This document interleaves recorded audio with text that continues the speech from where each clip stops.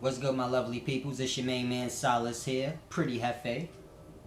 I want to do this quick video explaining how the albino became cursed or viewed in a negative way as a disease. Now, first we must understand the difference between no melanin and lacking melanin. Because the albinos that we have amongst us now that we see, these are not albinos. These are just people who are lacking melanin.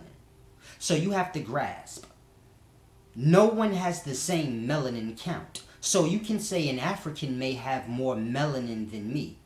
But for him to look at me and say, oh man, you're lacking melanin, there's something wrong with you, this is not right.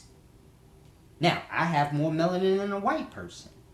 But for me to look at them and say, oh, something's wrong with you, because they... So this is what we tend to do. But we have to understand an albino is someone who has no melanin, meaning their flesh is white, their hair is white, and their eyes are white. They only have pink or red pupil. There's no black. So you have to grasp, this is an albino. You've never seen a person with white skin, white hair, and pink or red pupilled eyes. You've never seen that.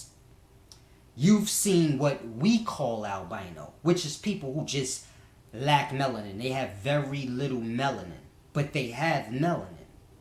So they're us, but we put them with the actual albino, being as though they're lacking it. But we don't understand they have it, so they're supposed to be with us. Some people have a lot, they're black. Some people have a little, and they're really white. But they're not the albino. So we have to grasp that. Now, how did the albino become negative or deemed bad? This happened because the albino, in all the ancient texts and writings and stories we hear of, the gods or those who ruled over men were always albino. But you never noticed that. See, if you read the Enuma Elish and you read that the Anunnaki, they were white. Now, how do you know this? Because the sun made them sick. They always complained about the heat and how the sun was making them sick, and they were always looking for cold places to abode because they were white. When they made the first man, they called them black-headed or the color of sand. This lets you know they were white. So you have to grasp. It is the same with the Neteru from Kemetic. They came from the abyss of darkness. So you have to understand, if you're in darkness, you will be pale. If you're in light, then you will have color. So this is how that works. Some of us think that if you are in darkness or come from darkness, you're black. No. If you come from darkness, you're light, you're pale. If you're in light, then you get color or darkened. So that's how it works. So you have to grasp. Even with the fallen angels, they thought Noah was one of the fallen angels because Noah came out white with red eyes and white hair. So the first thing they said was, he must be one of the fallen angels because that's how they looked. They were white.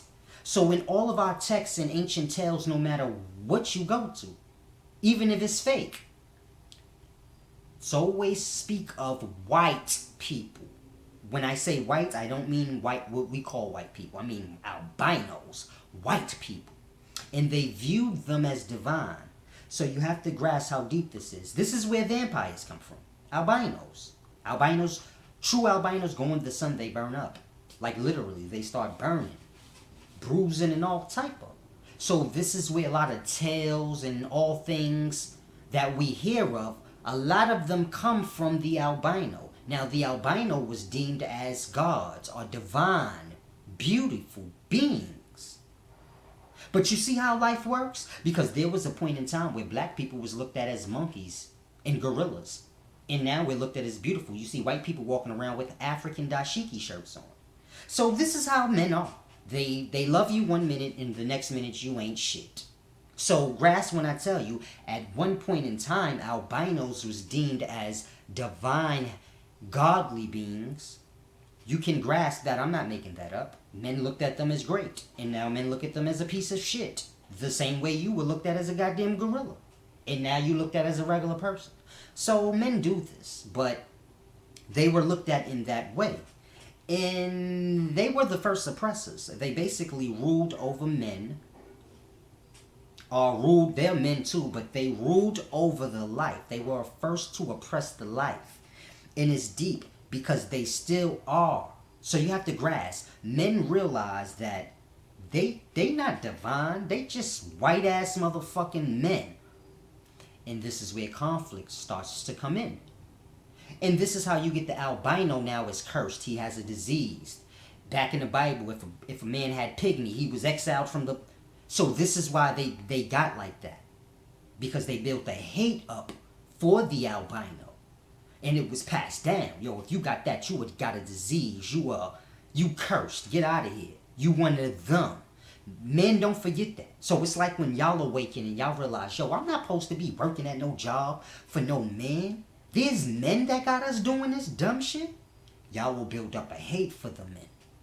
So this is all that happened. And this is how we got the tales and the stories told. But the point of this whole thing I'm breaking down to you is deep. Because they ruled in the past. And they still rule now. This is how you're a slave now. They started this system way in the past. And it is still going, and they still rule. Now, I know you thinking, how is that possible? Well, you have to grasp. Before the flood, if you don't know about the flood, well, how do you think Antarctica came about? How do you think it's just miles and miles of ice over there? Because there was a worldwide flood. And in places where it's warm or hot, water dries up. Places that's not hot, water turns to ice. So grasp. So there was a flood. Now before the flood, they ruled. Everywhere you see a pyramid, notice it's in a hot place. They made the pyramids for the purpose of that. Not just for energy purposes. Well, that is energy. They made it for the purpose of cooling. So you see how we have AC and shit? The pyramids is for energy. Not one kind of energy. Oh, it's for lights. No, it's for deeper purposes. It's for tilling not tilling, but bringing back alive the land. It's about food and being cool.